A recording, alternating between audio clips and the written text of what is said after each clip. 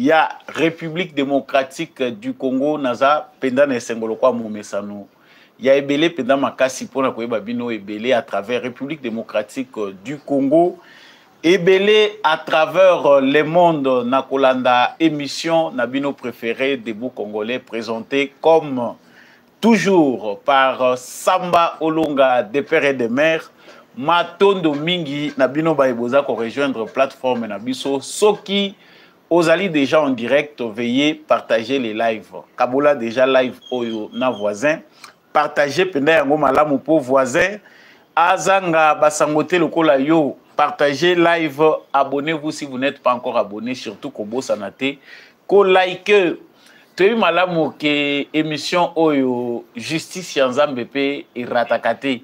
Soki yo ozako salamabe, okanisi moto azako mona ote topo ozako salamabe, okanisi ete ozali makasi koleka biso, yeba yango ete justice yanzambe irataka motote, justice yanzambe Motomoko te a échappaka na contrôle nango.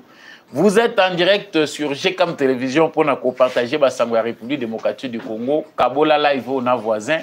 Sala penda lokola ngai tiango na ba groupe WhatsApp, tiango na ba plateforme nyonso.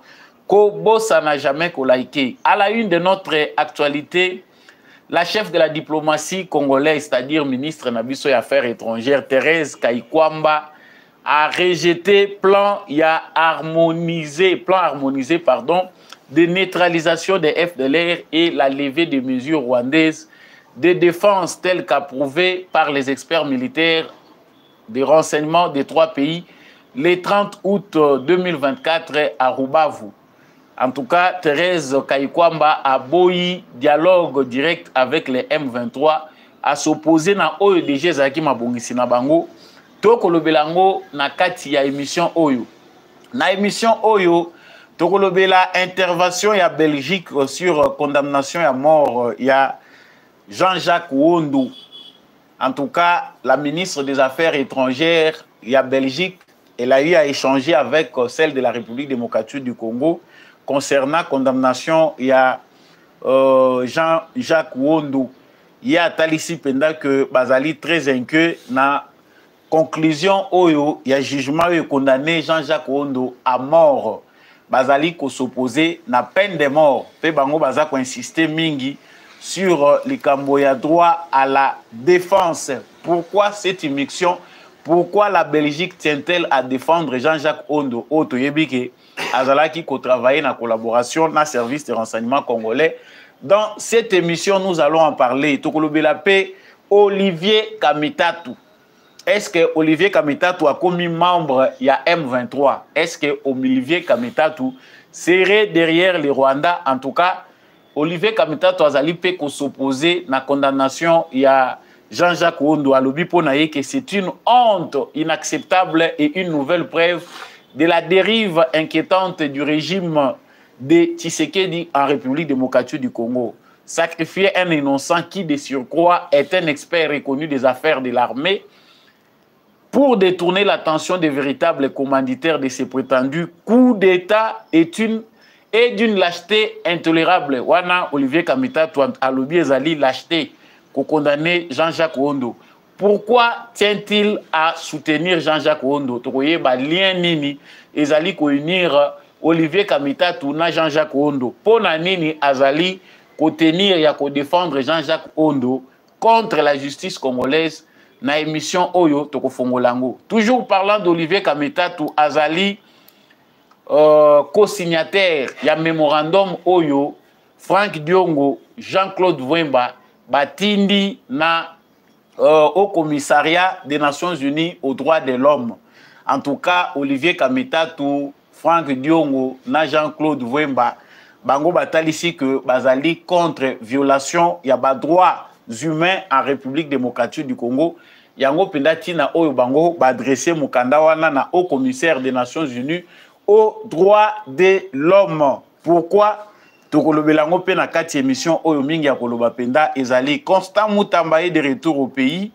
En tout cas, tozali ko souhaiter vraiment bon rétablissement ya santé na ye penda bonne convalescence et prompt rétablissement na mwana mboka Constant Mutamba qui est déjà au pays. Quels sont les conseils à donner au gouvernement par rapport à cas Constant Mutamba? Tokolo Belango na kati ya émission na biso. Nous parlerons aussi de la rentrée parlementaire. Premier ministre a déposé déjà budget naïe, exercice budgétaire pour na 2000, prévision budgétaire pour na 2025. En tout cas, azali à la page ye azeli tendenge ezali ko umela a déposé ngo na lombangu nini pe eza koleka na parlement proposition moko ebimi na Sénat ezali ko pousser biso to réfléchir est-ce que eza mabe to malamu. En tout cas toyoki que président na biso ya Sénat ya Sikasama Lukonde azali na likanisi ya malamu pona kotunga siège ya parlement ya lobby vraiment de commun accord avec la chambre sœur ye azali kolinga ete parlement congolais avant fin ya mandat na bango bazwa siège na bango malamu to mabe. En tout cas biso tozalaka toujours na kati émission oyo pona kopesa bino ba commentaire ko faire réfléchir bino pe po bino pe boyeba nini ezali koleka na mboka na kosukisa dénonciation oyo tenir vraiment epesi biso intérêt makasi pona rédaction na biso. Il faut toyeba que na Nord Kivu pe na Ituri, na Beni, na Irumu, ba localité wana mibale to pe ba point wana mibale bandeko na biso congolais ba découvrir que ezali na ba borne ya lokuta, implantation ya ba borne ya lokuta oyo ezali implanté par des militaires ougandais oyo ba yeko combattre ba ADF.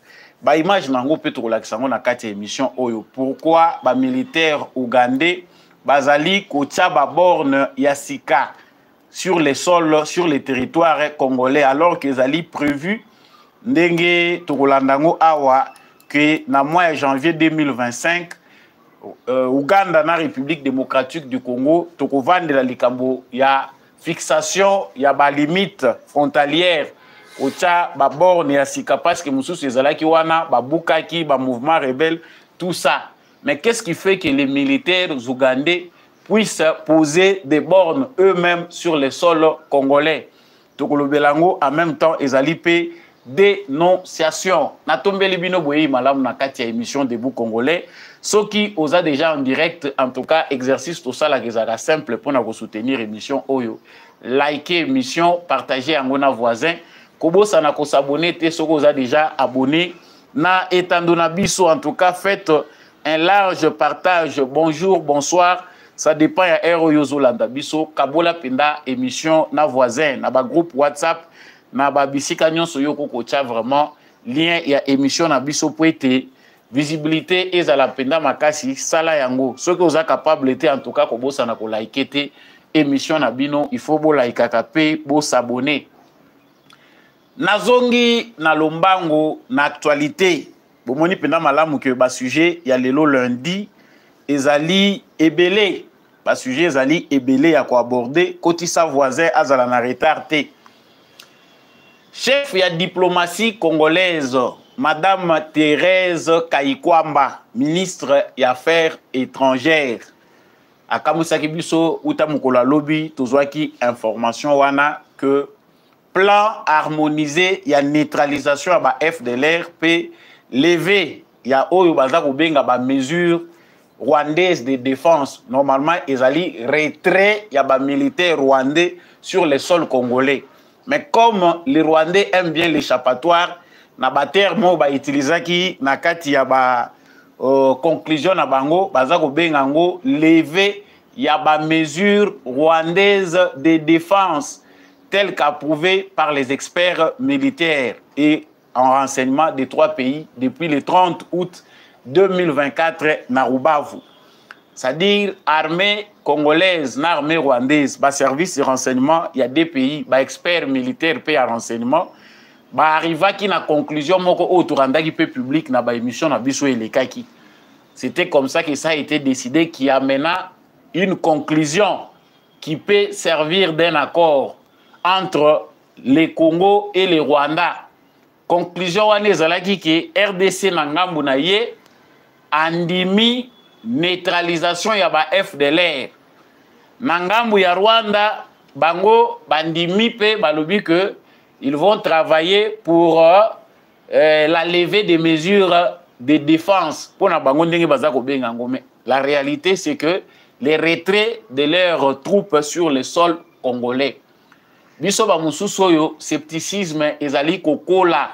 Chaque jour tozali ko observer processus ndenge ezali koleka entre RDC na Rwanda. À partir ya Rwanda, en tout cas biso ba toyebi c'est que Kagame et comment il a boycotté le processus mususu oyo esalema pona Congo toyebaki que issu et kozala nango favorable était issu et kozala ya malamu te. Mais comme c'est un processus imposé na bato balega makasi, le gouvernement congolais a kendaki pona ko balayer ba doute ya suka topé ko balayer oyo ezali ba accusation ya Rwanda. Mais mokolo ya lobi ezalaki surprise pona biso te ba mususu. Toyoki que ministre na biso ya affaires étrangères a boyi ko signé a boyi nyonso oyo ezalaki conclu. Masolo yo babandaki déjà na koyokana à travers ba experts il y a deux pays. Tant au ministre na biso ya affaires étrangères ba présenter plan wana harmonisé. Baza ko benga ngo pourquoi que ezali plan harmonisé. Au début il y avait un plan. Mais le Rwanda a tout fait à travers de manœuvres de blocage pour que bakende na oyo bango bazo benga harmonisation. Qu'est-ce qui a poussé à l'harmonisation? C'est que la philosophie à Rwanda na Kagame, il comprend qu'il a la lourde responsabilité na charge ya mouvement na ye M23. Lorsque la Congo a réussi à imposer base ya ba échange sans inclure les M23, ils allaient Sony pour la Rwanda. Parce qu'ils allaient déjà conclu que c'est l'armée rwandaise qui cause les désastres, les troubles sur les sols congolais.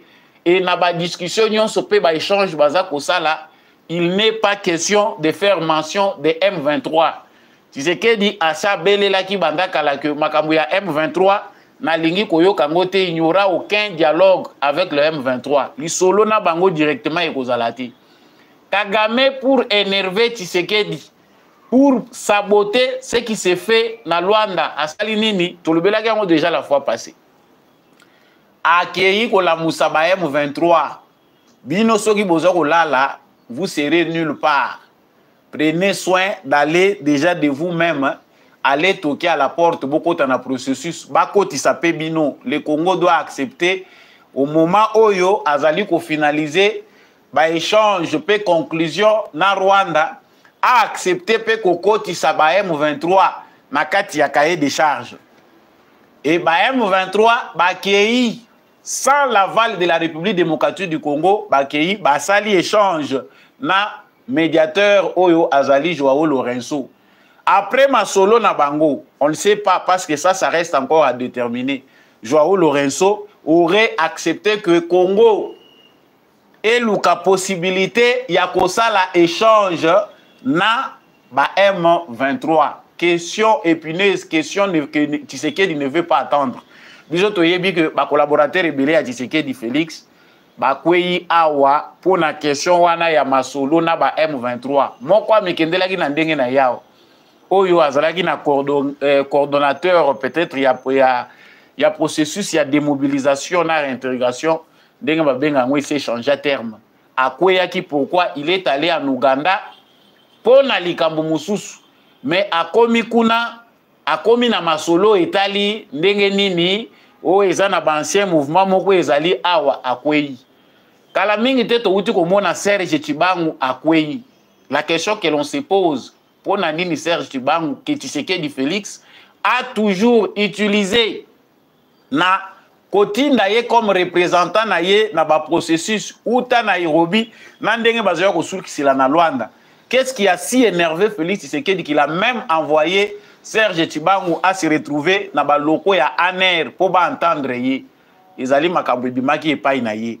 Nous au Congo nous avons une position officielle de par les premiers diplomates du pays. Mouto azali ko pesa ordre penzela ya kotambolela. C'est Félix Tshisekedi alobi na kosolola te na ba M23. J'ai déjà Kagame. Lokola monde entier ezolobela déjà Rwanda na Kagame, c'est suffisant. M23 eza mukila to kolanda ngote. nous nous attaquons à la tête, et la tête, c'est Kagame. Mais talandenge ba Congolais ba linko pesa ba beki. Processus ezalaki déjà ko kende na ko clouer Kagame et ba luki kuna Kagame alobi abakisi point mususu. Harmonisation pour na ye la kisi que Tshisekedi ndima pe que na kosolana M23. Ça nous le savons que Tshisekedi a kondima kati. Ce qui te dit que politique est dynamique, ça peut changer mais jusqu'à ce stade Tshisekedi a yebi que ceux qui na moment oyo accepté que M23 a côté na processus ya Luanda que masolo ezala ezaka bobuki nyonso. Bobandeli à zéro. Kagame aura encore des caprices à kozwa temps ya ko souffler. Yango bomoni Mama Thérèse Kayikwamba, ministre de biso affaires étrangères, a annulé nyonso. À lobby, il n'y a même pas question que même na mikolo ekoya nouvelle réunion moko ya ba expert et salema. To kosala ngo lisusu te. Ça c'est la voie à la guerre. Bato baza ko belela déjà kuna ba lobby ça ata côté la bango ba bunda ba yeba déjà que en tout cas la voie est ouverte vers la guerre parce que le processus imposé par les Américains est à une seconde fois saboté par les Rwandais parce qu'ils veulent jouer avec la ruse. Baza ko sala que pour na bango bazo sala on dirait ba yebi bangote. Kagame bazo sala on dirait ba yebi été que tout processus tendant à ramener la paix à l'est du Congo est toujours saboté par Kagame. Ce qui a été fait à Nairobi. Ils allaient toujours, résultat, il y a ruse, na manipulation, il y a Kagame qui a réussi à manipuler le nouveau président kenyan. Oyo aye, na kozanga koyeba, na motema mabe, na pe charisme ya ki président ezalakate, Kagame a joué à tirer na poche na ye. Voilà ce qui s'est passé. Et Tshisekedi a lobby en publiquement. La conclusion, chers téléspectateurs, ezali que ce qui s'est passé à Luanda, ezalaki déjà, toyeba qui nous étions déjà prévenus que ça va arriver. Le Rwanda n'acceptera pas. Et même ceux qui ont signé qui a compliqué à lobby que RDC, Makambouya FDLR, va maîtriser en côté, va neutraliser en côté ndenge biso to sengaki. C'est-à-dire retour à la case de départ. Oyo ezali déjà porte ouverte pour la guerre. Na CP na Bitumba, les Wazalendo et les FARDC, balali na bango pongide.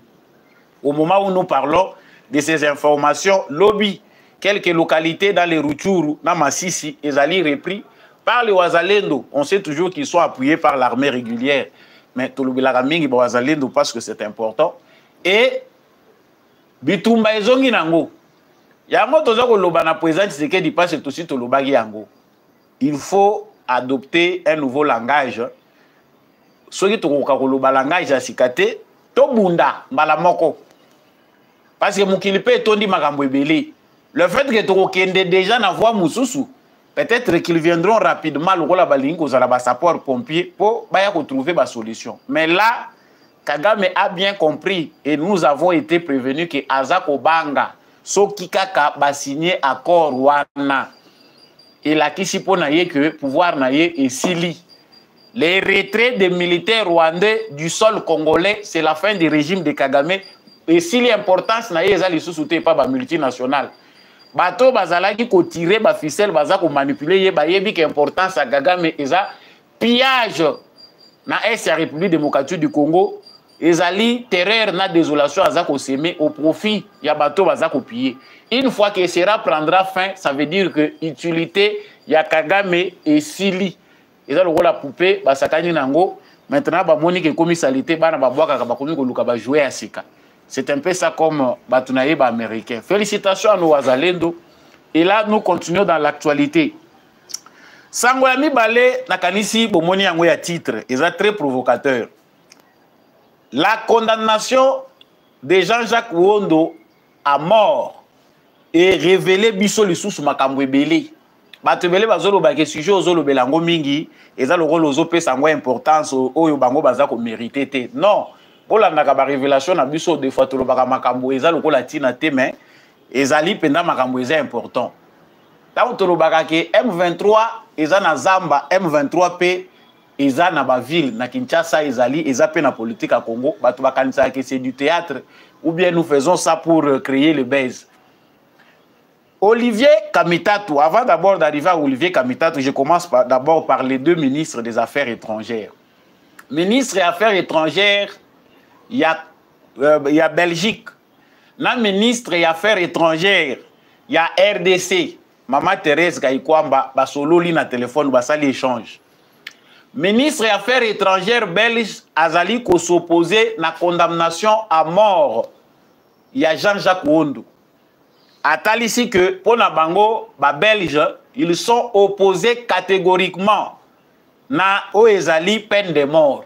Wana eloko aliboso. Eloko ya mibale balobi ba moni ba élément suffisant oye kokai ko pousser ya ko condamner Jean-Jacques Wondo. On peut conclure déjà dans leur intervention que bango ba belge en tout cas ba moni que citoyen na bango aza condamné abusivement, la justice n'a pas pris la peine de révéler ma preuve oye ko yipenda ko sala penda avec beaucoup de considération que Jean-Jacques Wondo a la condamné à mort.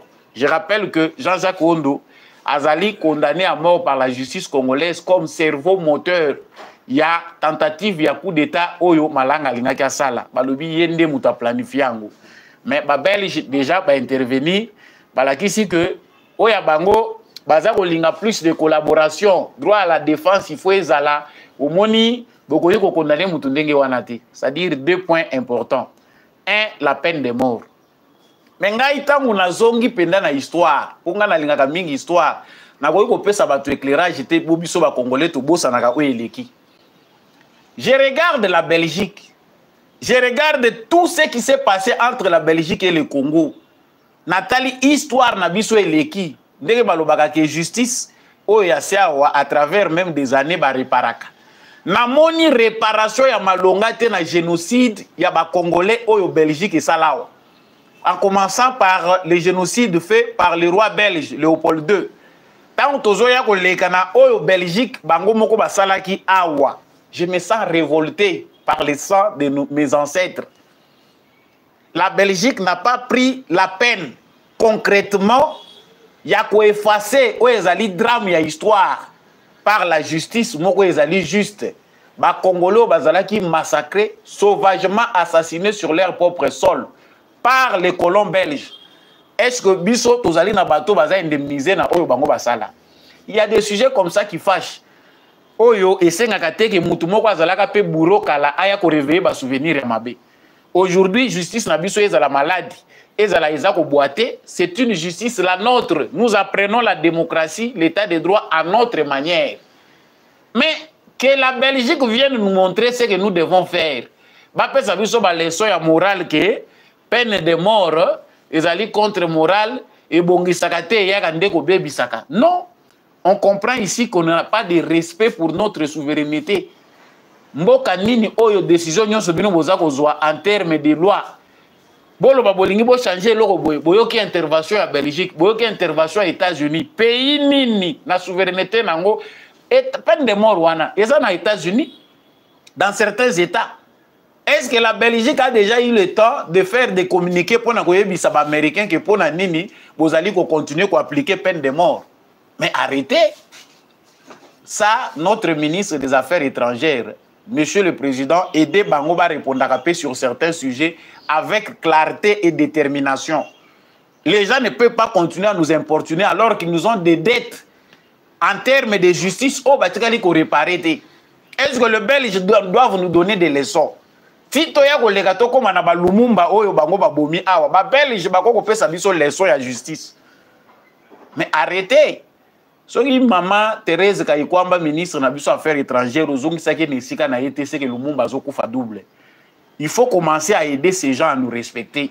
Ba comprendre que aussi tous conscience et que bango te mutu bakoya ko pesa biso ba leçon lelo ndenge nini toko ko se comporter. Jean-Jacques Wondo erreur biso to commettre. Oh lelo ezosenga parlement na biso peuple congolais avant de la erreur ya nationalité. Moi, je me pose la question, pourquoi devons-nous accepter que nos services fonctionnent à biso étatique? Bisika o ezali sensible pour na mboka na biso. O ezali ko relever na souveraineté ya mboka na sécurité intérieure na biso. To tchabatu sous prétexte que bazali ba expert alors que ba nationalité na bango eza déjà ya bapaya. Awa lelo Jean-Jacques Wondo akolonga biso. Les Belges interviennent. Bien qu'il est originaire du Congo, mais ici on parle d'un expert belge. un expert militaire belge. Mais ayebo sala nini na ba loko ya ba service à renseignement na biso. Qu'est-ce qu'il est venu chercher? Qui l'a amené jusque-là? Bon, le complot est très long. Bato bolandaka biso tout le temps to dénoncer biloko yo kaka boye tozo loba.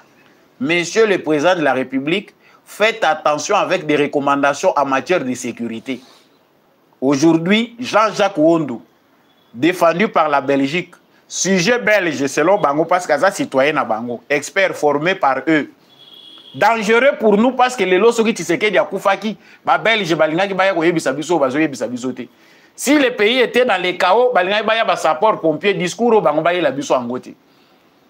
Aujourd'hui, Jean-Jacques Ouondo peut avoir raison sur nous parce que nous sommes légers. Moi, légèreté Zali.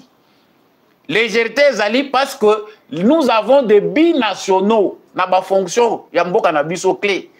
Comment accepter que la constitution congolaise des Ali Kolobake, la nationalité congolaise est une et exclusive et qu'on ait des politiciens au Bazali Namboka Nabiso, Bazali en même temps congolais, en même temps français, en même temps belge. Ayibi awa bokomi ko poursuivre yé a komi belge. Ayibi awa bokomi ko landela yé a komi français. C'est le cas de Jean-Jacques Ouondo. Biloko balobagi yango. Monsieur le président de la République, cher président de l'Assemblée nationale, aidez-nous à voir clair. Sinon pas les apartheid. Nous avons une catégorie de Congolais qui jouissent impunément de la double nationalité. Et ça même au détriment de la sécurité du pays. Mboka est en danger parce que nous avons des citoyens qui ne sont pas loyaux. Les citoyens qui ont loyauté vis-à-vis de l'État Nabiso, ce ne sont pas que les Rwandais. Oh, les rwandophones que nous avons devenus Congolais, des bisous ciblés plus. Mais nous avons des Congolais aujourd'hui, utilisés par les services secrets des pays occidentaux, qui agissent contre notre pays, qui sont en train de formater des coups contre la République. Totika Bango, parce que Belgique est lobby. Et pendant ces temps, Olivier Kamitato aussi s'oppose. Olivier Kamitato a lobby, Azako Monango honteux. Ezali logique était condamnation au Jean-Jacques Ouondo en tant qu'expert de renom. Expert au Bisoto Yebi, jamais bako condamné Eboyi. C'est une honte inacceptable et une nouvelle preuve de la dérive inquiétante du régime de Tshisekedi en RDC. Vous voyez que kuna spécialité à Olivier Kamitato ezaba français. Chaque fois qu'Abimaka wana ozomona penda muto malonga de l'Assemblée nationale, ministre et à plan au porteur de mallettes. En tout cas, naza kolanda bande konango baza koloba makamwana soko tali parcours ya mutu oyoki na mao. Désordre ya parcours, je préfère être chômeur après avoir occupé de hautes fonctions dans la République que se retrouver dans zone masaki ya mutu moko ozomona gebiki ko simba ngo eza matata koloba pe makambo ya malonga eza matata mais yo se retrouver na sima mutu ndenge wana. Pour Olivier Kamitatou, son ami Jean-Jacques Ouondo est un innocent. Tshisekedi nde ba créer loko wana pona ko épargner ba vrai planificateur ya acte wana. Mais et pourtant biso pe tozo ko mona ke ba élément ils inquiétant. Les mêmes Jean-Jacques Ouondo azali conseiller en matière ya sécurité ya Moïse Katumbi. Bon mais quand on yebisa biso là où ça ne cloche pas bino moko bo analyser na bandako. Jean-Jacques Ouondo qui a été attiré par monsieur Lusadis au Baouti Kolongola na ANR. Aza en même temps conseiller na ANR pour la réforme ya sika na ANR. En même temps conseiller en matière de sécurité à Moïse Katumbi. Est-ce qu'il avait démissionné? Qu'il avait attiré là? On comprend bien qu'il y a les mobiles. Olivier Kamitatou est en train de défendre Ami Nabango. Bayebi que Kouana il n'a peut profiter Nabango. Parce que sans cela, même ce qu'on a une amitié na Yona Jean-Jacques Ouondo. Boye banaki côté boye banaki. Il faut respecter les véridiques de la justice. Il y a toujours une procédure. Mais bota la défi au baza ko lancer la justice congolaise. Lokola bayebi Nabango au Congo, Tshisekedi tout est passable. Tshisekedi soki tolobi na biso a tokoki kotelemela na biso Tshisekedi totelemeli ba décision ya justice ekoloba nango eloko te.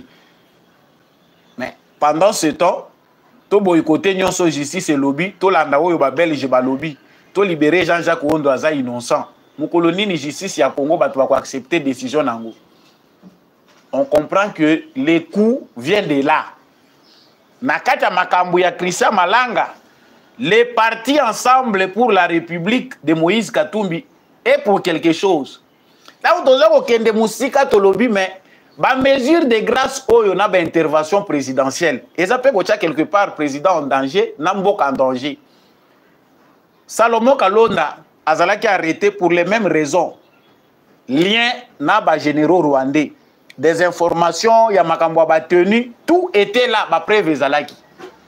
Au nom de la réconciliation, au nom de la paix, Poto Lukakimia, aujourd'hui, Aza sénateur, avant d'être au Sénat, et par risque même, risque Zalaki Awake, n'a évité qui avait conseillé pour que ça soit comme ça. Bazoua, Salomon Kalonda, Bacha Ye Kester adjoint, Nakatia, bureau, ya Sénat. Biso ba musu c'est ça qu'on trouble biso. On se demande bateau vous a entouré le président de la République. Sécurité mboka ça qu'on préoccuper binote. Vous pensez que comme Dieu nous protège et qu'on va continuer qu'on zalaka ndenge wana. Les gens qui se disent opposants républicains, baza qu'on se retrouver derrière bateau baza qu'on formater ba coup d'état. Mais qui ne comprend pas là? Dans le même moment, Jean-Jacques Ouondou, Olivier Kamitatou. Olivier Kamitatou va signer ensemble avec Franck Diongo et Jean-Claude Vwemba, Mukanda, pour na kotinda et pas ya haut commissaire des Nations Unies na droits de l'homme. La violation massive ya droits de l'homme na Congo et ça ko préoccuper bango. Ce qui semble une bonne initiative parce que ceux qui droits de l'homme ont violé, même moi, j'ai aussi le devoir de dénoncer qui a violé les droits humains, dans quel contexte, en tout cas, bah, expert Balobela Kango. Pour Nabango, ils ont des marches contre Tshisekedi, c'est Tshisekedi qui tue le peuple congolais, il massacre partout Tshisekedi à Zakoboma. Mais bah, éviter qu'un exercice pour réformer la police, armée, nabiso, ba service, nabiso, ils ont ba bévio et cause à la commise. Oyo, normalement, ils ont que Tshisekedi ndé muto asali yango, mais ils ont bitumba pour na kozongi sa ba service à sécurité dans zela. Mais qu'est-ce qui se passe? Et là, on y n'est aussi mbatté. Olivier Kamitatou est derrière Moïse Katumbi. Bazako ça la opposition républicaine. Ezali na collaboration na Union Sacrée nde bazui rapporteur adjoint dans l'Assemblée nationale, Mama Dominique Mounongo. Mais la même opposition républicaine va s'associer na ba terroriste au bazali koboma ba congolais. Franck Diongo a été très clair. Il a montré clairement qu'il est derrière le régime rwandais de Kagame contre Félix Tshisekedi. Tant que interroger un journaliste on a l'ingakotanga kombote wana boyebi que les un journaliste moko aza perroquet mais à quoi il y a soki maladi andeke ça c'est un pasteur qui nous a dit ça wana moyen tout la de la ngomingi ezalate nazalaka na ba polémique. Face à ces journalistes là, Franck Diongo a lakisi clairement que il n'est pas dans la vision républicaine. Aza plutôt dans la vision ya ba intérêt na ye, c'est-à-dire na moment tozali kolobela important et pas Franck Diongo ezali nini. Même s'il faut s'allier avec Kagame pour na chasser Tshisekedi, il faut le faire. Les mal congolais pour na Franck Diongo na moment oyo, ils allient Tshisekedi. Mais Olivier Kamitatou va signer avec les alliés de M23. Bato va s'associer na Kagame. Yo opposant républicain, ok, ko s'aligner na Batouana pour bossa la mukanda botinda na au commissariat des Nations Unies. Et ça dit pas si. Ça démontre clairement que vous jouez le double jeu. Borderline, oyo Tshisekedi alobaki que bateau baza borderline, bangoana, position ezakoye banate. On ne sait pas, c'est une opposition républicaine ou c'est une rébellion. Déjà au landi na baterme na bango. Les gens d'ensemble pour la République Yakatumbi, objectif na bango eza déjà kobenda likanisia M23 bakomisango comme état une opposition armée.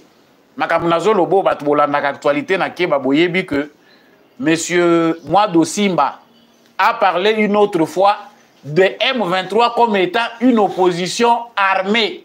Na terme na bango ba komi ko utiliser ngo. Mais c'est très important. Moutoutan waza politicien aza ko utiliser ba terme faut boyeba.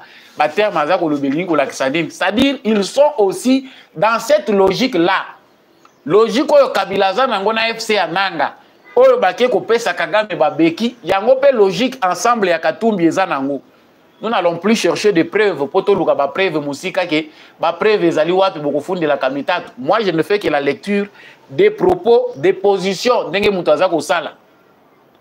Aujourd'hui s'associer avec Franck Diongo qui a fui le pays sans être chassé, qui se retrouve libanda ya mboka alobi na yengai nazana ngana problème te même ceux qui tokangami na Rwanda tokosala na biso eloko moko pourvu que Tshisekedi akende il n'est pas différent de M23 kuna pe pesika bazali libanda toyebi que ensemble ils sont dans un réseau coordonné par les Rwandais. Moutouazoa qui journaliste wana ona uti kolobela awa amemie pa ba Rwandais bala kisa ndengeni bakobanda kofuta ye mutua longolie amemie na Belgique ezaka ka réseau wana kuna ya ba Rwandais oyo ezali chargé ya ko intégrer ba Congolais au baza contre Tshisekedi.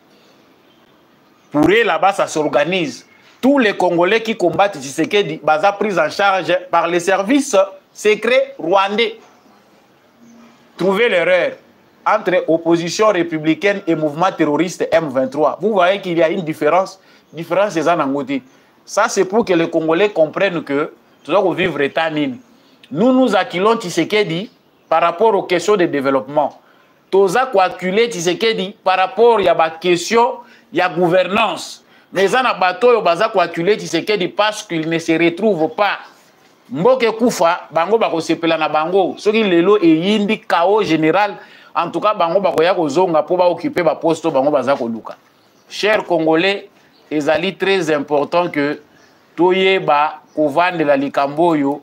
Soki tovandi toza kolandela ngo malamu te, sachant chers Congolais que ezali nde pasi pona biso. Vous êtes en direct, nazo komona ba like na binote. Likez si vous êtes déjà en direct. Partagez les lives. Merci à tous ceux qui commentent en ligne. Bon, continuez à liker et à partager ça la kamalamu. L'autre sujet important, awa, ezali sujet Yandeko Nabiso Constant Moutamba, qui vient de faire son retour. En tout cas, Totondi Nzambe, biso bato Totonda Kapenda Nkolo, Totondi Mokeli, pona Ndeko Nabiso Constant Moutamba, ministre de la Justice, pe garde de sceaux. Azali Moutumoko Azala qui attaqué, ezali secret à polichinelle était abimaki libanda pour ezala vraiment beaucoup plus sûr que ba soin azui ezali ya qualité et que mabemoko ya koyate ou bien ko lamkisamate après. Constant Moutamba azongi, il est en forme, il s'est exprimé bisika bureau na ezali na palais de la justice. Les gens sont heureux. Biso na musalo tokosala na ba congolais nyonso baza debout. Mutu nyonso aza na bonne volonté ya kolinga kozongisa makambo na nzela, il a le soutien populaire. Pour ça, ne faites pas de cette personne-là un populiste. Biso toza d'accord que munoko ya Constant Moutamba et continue kozala kaka polele alobaka tango yiso. Pona makambo etali ba bavure na secteur ya justice. Mais toyoki avant na longwa la likamboyo. Ba magistrat bakendaki komona maman première ministre. J'ai pas eu le temps de parler de ces sujets. Ba magistrat ba fundi Constant Moutamba et pas maman première ministre. Ba lobi que azali kolekisa. Izandenge wana tende akoyi kotambola, il ne veut pas de collaboration, azako piétiner ba loi. Na ba dernière conclusion na ba orientation ya maman première ministre toyoki a lobi que l'action gouvernementale, l'action ya ministre, il faut ezala action moko coordonnée, pe collective. Parce que oyo nyonso toza kosala ba retomber nango eza pona biso nyonso. Donc yo koko zo ba initiative personnelle te, il faut ba initiative ezala coordonnée d'ensemble pour que biso nyonso to s'assurer que tango ba critique eza ko ya makambo nyonso baza ko loba biso nyonso nde opposé comme acte makambo wana. Donc il faut éviter ko kende na ba initiative individuelle ou ezali coordonnée te. On sous-entend que là, il parlait aussi du cas Constant Moutamba, où il y a une collaboration exacte, à moins que la première ministre dise autre chose. Et là, on a remarqué, dans le moment où maman a équilibre, c'est un rapport de force réel. Nous avons tous compris que les magistrats du Congo sont opposés à la réforme où il faut ça dans le secteur de la justice. Ils n'ont pas le temps de collaborer parce que Mbongo ya Moyibi ya Congo, ce sont eux qui cautionnent les vols et les détournements. Bango pende bazako boto na biso ba mapango. Mais Batouandeng a pensé qu'il faut adoucir, créer l'harmonie, nous sommes en démocratie. Maman, Olanda Bongo te. Moment où il y a rapport de force, ils ont senga que to sangela bango bandi mananu. kofongo la porte oyopo makambo changer. Le peuple congolais a soif de la justice et dire que Constant Moutamba a dit que la déclaration o yaza ko sala partout eza coordonné te ba déclaration wana ndezo yo kisa ba magistrat soni ba déclaration wana ndeza ko démystifier bango dire qu'il doit se taire attendre la coordination tokozela kati 100 ans et ko sale maté nous connaissons notre gouvernement na ba problème eza na Congo soka zelika kake chaque fois boye bisaka yeke kende kuna akoloba mukolonini. Le fait de dénoncer et d'être chaque fois dans babisika au problème ezali et sali de Constant Moutamba azala mutumoko exceptionnel. Les autres avaient les moyens. Bapesi bango même bambongo, ils n'ont rien fait. Laissez ces jeunes garçons, botika biso elenge mobali o yazaku tu garçon te pardon français za kamilai na ba terme na ba signification ebele. Laissez ces jeunes hommes o azali congénère à la Moussa justice ya Congo. C'est le muselé pour qu'il ne dénonce pas. Maman première ministre, ce problème na peuple congolais, Kangisa Constant Moutamba Mounoko. Eza biloba lobate. Nous acceptons que ça soit du biloba loba, mais ezali ko bimisa polele mabe eza ko sali manamboka poto bongisa. So yi bango baza ko yoka keza ko so bango ba bongisa. Batika ko loba keza biloba loba. Combien de parcelles sont sauvées? Kaka na volonté à moi na mobali wana. Le fait kaka Kiaza sur place, il est en mouvement. On voit que la situation tente de s'améliorer. Mais bali côté de melaye pour bino boko tsabiso ezala makambo bato français te. Prochainement toza ko s'organiser. J'ai vu déjà bande ko na biso mususu basali yango déjà, je pense que na Katanga bande ko ebele basali yango marche de soutien na ministre de la justice Constant Moutamba. À cette allure ceux qui continuer kaka ngamunoko, ça sera tout un peuple contre vous. Arrêtez cette histoire-là, botika ministre à Lobaka. Le fait même, il y a qu'on médiatiser ma camounion sur bisika zo kende ko sala, eza ko buka ko bebi saba makambwana. C'était ça notre contribution. Ndeko Constant Moutamba ko bange logoté. Pour une cause noble, il faut ndima ba risque nyonso, ndengo za ko zwango wana. C'est ça être un héros. Nazali pe ko lobela, si j'ai mon sous ce côté awa, ma rentrée parlementaire. Nous avons développé les rentrée parlementaire pour le 15 septembre, le 16. Le 15 ezaki dimanche, le 16, bazongi. Ba inutile na biso ya ba institution. C'est choquant comme terme, mais ngana lo babongo pona ko motiver bango. Nos députés moni ba congé baza ko zwa na ba problème à Congo. Ezo tambola ndenge moko te. Jaro ba problème eza na Congo. Toko pesa ka ba député 3 mois te banda ba kenda ki ba vandi. Pendant ce temps-là, les salaires continuent à être donnés. Ba musu ba kenda ki ba vacances wapi. Libanda ya mboka balandi ba madame na bango kuna. Awa ba problème à mboka, ils ont continué ko zila bango tangwa ko ya pour couvrir. Ake ko lekisa une semaine na bandundu. To na Kasai pour la kisa que j'étais là-bas alors qu'il était en Europe. Ochi ko kosa bisoko. Bazongi lelo. Ba inutile ya ba institution na biso. O bazo consommer mbongo ebele na budget national mais zo servir ni loko mokote. Foto lo baka boye po epesa ka pasi e chokaka. So dozolo belo côté lo biteke basala ka tamwa rien te mais eza suffisant te pour to pesa bango honneur o ezali lié na ran na bango. Toyoki li solo moko ebimi na Sénat na président na biso ya Sénat ya sika. Ezali toyebi ke ezali rentrée moko eza session moko budgétaire. Makambo ba ko vendre la mingi pendant 3 mois oyo bazongi oyo ezali ya budget. Maman na biso première ministre a sali pe fort munene pour cette fois-ci assez accueilli na budget. Bidango balobi ezali ya 18 milliards.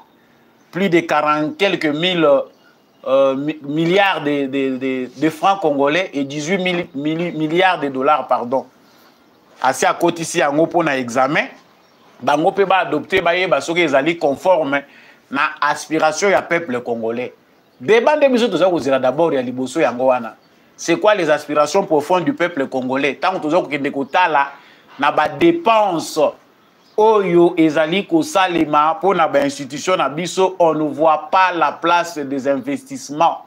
Si des millions de dollars na mois moko plus de 200 millions de dollars ezali ko kende kaka pour na fonctionnement ya ba institution alors que marge ya mbongo ekei pour na ba investissement moins de 20 millions ou encore une vingtaine de millions de dollars. Tokozela développement tamoulaï. Nous attendons que bo harmoniser na sens ya que budget ngo lokola baza ko benga ngo budget du peuple ezala ya solo budget du peuple na ba secteur tant entendu tout le monde a solo pendant que les politiciens congolais ont repris conscience il y a tâche o ezali ya bango mais ngelo ko choqué nga yawa bon je ne sais pas si je ne suis pas le seul où j'exagère na yebi pété président na biso a Sénat a yepe na likanisi moko ya malamu peza ke bela lobby malobi a moni que ezali sous normal était que na stade otokomi Assemblée nationale ezanga ka siège awa toza koloba wa Assemblée nationale eza na siège te siège oyo bango baza ko occuper na palais du peuple ezali provisoire ça fait 30 ans yango yo bazali ko occuper yango mais ezali de manière provisoire en tout cas il faut envisager pendant mandat na bango oyo batonga siège ya parlement pour leur bien, pour les biens de tous. Moi, chez moi, je suis choqué parce que dans le parallélisme ou bien les exagérations, bien peut beaucoup de commentaires pour des fois, on appelle Alexaka Nazamut. Mais Nathalie, na moni Vital Gamere, tango na session elekaki. Na koyaka ka babandi a lobby, yepe azoluka asa la diplomatie na ye, diplomatie te mais acha pression et pas président pour que, en tout cas, batonga hôpital ya munene pona ba députés nationaux na administration et assemblée nationale. Ça avait choqué tout le monde bazo ko mituna mais ba hôpital mineno baza ko tongo. Donc bino bolingo ke ya apartheid ya bino ezala ya bino kaka ya bino moko. Donc ba hôpital oyo eza en construction oyo ekoki binoté ou bien soit soki bomoni ke eza na catégorie na binoté. Vous ne pouvez pas faire que ba clinique universitaire et vendre la place à bien ba médecin à qualité bazali beaucoup ko transformer ngopé na standard moko international de manière à ce que bokendaka kuna ba minganga na biso yo bakendaka ko répondre na ba hôpitaux ya minene libanda pe na mikili mususu. Ça c'était l'idée de Kamere. Aujourd'hui, le président du Sénat Sama Lukonde pense que il faut qu'on construise le siège à parlement. Bandeko nanga na moni que bazala na on a parlé du peuple. Bozala on a parlé du peuple parce que les priorités, même il y a 5 ans, ils allaient construction à bâtiment officiel. Il faut qu'il y ait une misère, il y a peuple qui souffrir. Regardez vous-même à l'extérieur là, ceux qui ont des députés, ils ont compassion, ils ont empathie dans le peuple congolais. Regardez comment les policiers vivent. Libanda a parlé du peuple, de la mendicité. Les policiers, ceux qui sont affectés, ils ont parlé dans le parlement. C'est que Libanda a été le sac. Ozo kataka lo sako po bakati la ombota likasu ocha na poche vimba po salaire occupé yote. Non papa. Mettez l'accent sur le salaire des autres. Mettez l'accent sur la réduction du train de vie des institutions. To lo bité ke mbongo ba kolongola epa na bino ba diminuer yango nde ko komisa ba salaire plus meilleur. Mais vous avez beaucoup d'argent au ezokende kabwe. Osoko tali ce que est en train de dire Sama Lukonde. C'est ce qui est dit dans d'autres bâtiments officiels. Moutounion Soazoya a une idée qu'il faut tout bongisa bâtiment où ils ont propreté, ils ont présentabilité. Tout ministre qui vient, a un ministère na salité. Azan a besoin que ba bongisa yango. Ministre de finance pas yé, akuti oyo alekaki. Alobia bâtiment ngo salité boye ministère yango boye ndengenin. $1,600,000 pour na réflexion ya bâtiment pour yé pa ya kokota. Essayez d'analyser les besoins en termes de réflexion. Nous voyons que Bongo Yambo est gaspillé pour que na poche ya batu. Comment chaque fois que le ministre entre et sort, il y a toujours des rénovations. Ça dit priorité na bino ezaka soko ye ou engager ma dépense en termes de rénovation des bâtiments pour ozwa oyo kocha na poche. Parce que ceux qui ma travaux ezate moyen bo se retrouver ezate. Non, non, non, non et non. Revoyons un peu cette histoire. Ceux qui vont vendre, bomoni que peuple a dérangé, bino poto moni ba église et comment mingi pe ba campagne et comment les banda wana ya parler du peuple. Ba église ezongela parce que ça parler du peuple. Ba croisade évangélique et comment wana ebele. Ceux qui bomoni que zo simba binoté, ba terrain vide déjà. Même na se abattante. Na misère au peuple congolais azanango, soyez même na se abattante. Ezali parallèle na misère au peuple congolais azo vivre. Pour les acceptable, c'est que bon luxe, bon luxe, condition bien pendant que le peuple n'a pas encore subi o ezali conséquence ya gouvernance ya malamu. Non, allez encore plus loin, papa. Tokotonga na biso toyebi que le Congo est grand. Pour construire les sièges du Parlement Congo, ils ont petites choses, ce qui vont améliorer la qualité de la gouvernance. Pour comprendre le sens nini oyo, peuple a mandat kabino, aspiration à peuple congolais za nini. So tozo mona ba idée wana zo la kisake bozana grandeur te. Bato bazana grandeur a kondima ba condition eza yango te. Quand Tshisekedi Félix a l'amour du pays, aye andimi que place ya ye ya kolala en tant que président de la République. Ezali moi appartement moko. Moi soki ba benga kango soki ni ba villa soki ni na cité de l'OIA. 2 chambres, salon, cuisine. Félix Tshisekedi a accepté pendant près 2 ans toloba. Et il continue ma condition mususu ya ndenge wana azo continuer ko accepter yango. Uvandi da de kwa 2 chambres, salon ba tuli mais président wa ndenge nini? Maka mon président ezalaka boyeto luka ba condition bien. Sauf que aux un esprit à sacrifice, c'est vrai, o luka conforté. O luka nanu oko kisananu oyo batu nyonso bazo senga, nde na sima nango okoya kotala makambo na yo. Chers Congolais, la balle est dans votre camp. Bino pe bolingi na bino bango. Eza makambo eza kotala bino moko. Le peuple congolais azali peuple oyo azali asalami pona ba dirigeant oyo moko azako mona. Donc, eza penda ndenge wana.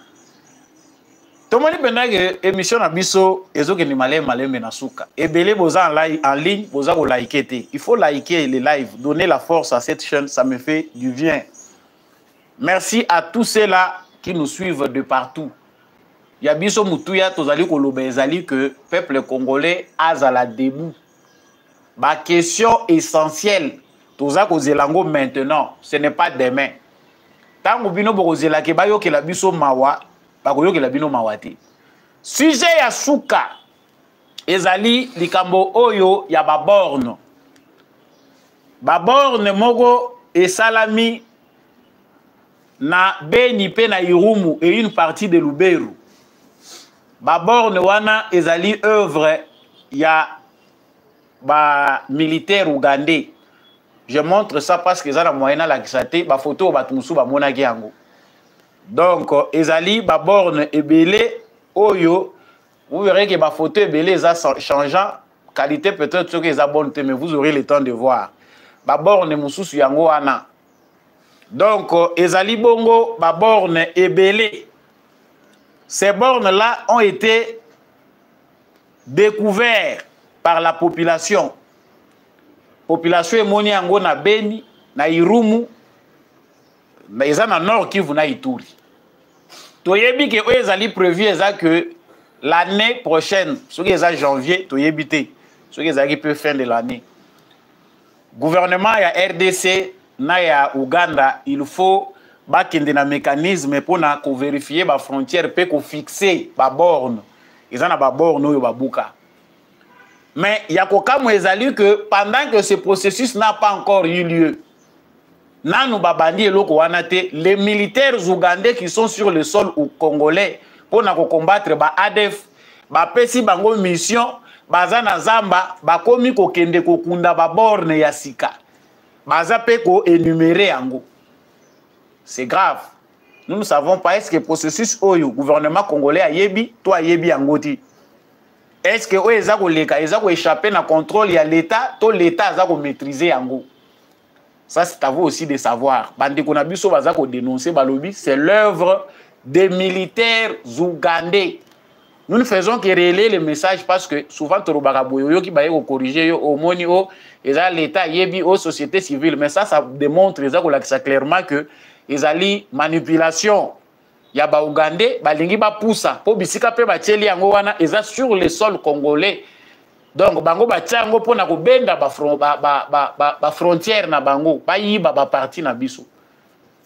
Le Congo restera indivisible. Ya biso mutu ya ezali que gouvernement na biso a veillé. Nos services de renseignement baza payé pona yango.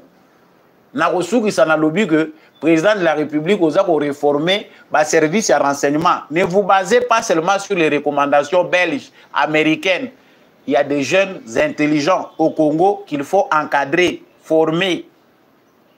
Ba universitaire na biso baza ko bima awa na ba sciences différentes, on peut recruter des jeunes gens, recruter des Congolais partout et créer un nouveau système ya renseignement na biso sans que ba interférence ezala na katia ya ba étranger to pe ba paya o baza ko imposer biso makambo ya bango. Émission na bino ndenge penda bolandaki yango na bokebi ekomi na suka Samba Olonga des présentateurs na bino des pères et des mères.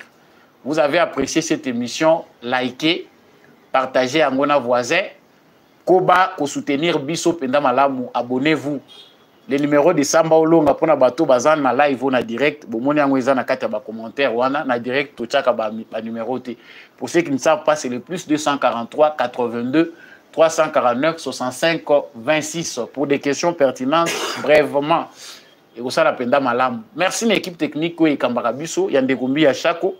O esala ka ete émission oyo ekoma na bitando na bino matondo mingi na apôtre Gérard Kabeya Tchovo. Merci na l'homme de la vérité des urnes, Jean-Louis Timbalanga. Merci à papa Boniface Mpunga, merci à papa Maurice Kikangala, papa Michel Lumakaso, papa Fredi Ngwama, matondo mingi na mama Lisette Mombendu, na mama Bilbilonda pe mama Ani Masamba. Ba nyonso bolinga ke émission oyo nga pe na linga kabino, bo continuer ko soutenir biso si possible pour que l'émission Debout Congolais ekoba na ko réveiller ba Congolais. Na bomoko pe na bolingo de Congo ekoyeba ko kende liboso. Wazalendo na motema, FARDC na motema, tokutani prochainement na émission mususu.